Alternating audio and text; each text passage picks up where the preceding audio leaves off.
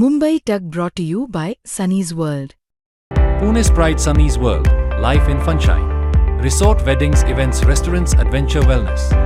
Sunny's World, perfect destination for every occasion. पंतप्रधान नरेंद्र मोदी यांनी petrol आणि डिझेलची बचत करण्याचा सल्ला देशवासियांना दिलाय. परंतु मोदींच्या या आव्हानाचा भाजप नेत्यांना विसर पडल्याची स्थिती मुंबईत निर्माण झाली आहे. कारण मुंबई भाजपचे अध्यक्ष अमित साटम यांच्या ताफ्याचे व्हिडिओ सध्या सोशल मीडियावर व्हायरल होत आहेत, ज्यामध्ये अमित साटम यांच्या वाहनासोबतच आणखी 20 ते 22 वाहनं ताफ्यात प्रवास करत असल्याचं दिसून येत आहे. हाच व्हिडिओ काँग्रेसच्या खासदार वर्षा गायकवाड आणि राष्ट्रवादी शरद पवार गटाचे आमदार रोहित पवार यांनी शेअर केला आहे. दोन्ही नेत्यांनी अमित साटम यांच्यावरती जोरदार टीका करत मोदींच्या पेट्रोल वाचवण्याच्या आवाहनाची आठवणसुद्धा करून दिली आहे.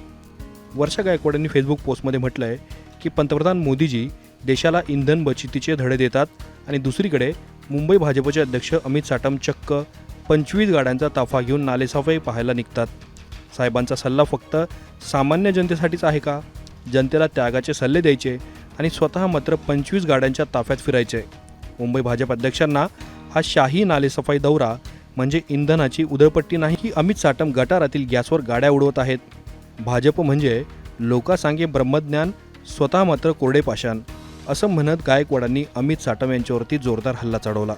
तर दुसरीकडे रोहित पवार यांनी देखील मुख्यमंत्री देवेंद्र फडणवीसांची पोस्ट रिपोस्ट करताना अमित साटमांवरती जोरदार टीका केली.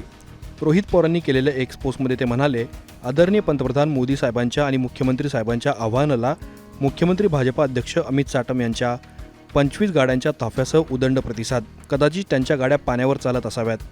भाजीला पाण्याने फोडणी कशी द्यावी याचाही डेमो भाजप नेत्यांनी जनतेला लवकरच द्यायला हवा. सत्ताधाऱ्यांची अवस्था म्हणजे लोकांसांगी ब्रह्मज्ञान आणि स्वतः मात्र कोरडे पाषाण अशी झाली आहे, असं म्हणत रोहित पवार यांनी अमित साटमांवरती जोरदार हल्ला चढवला.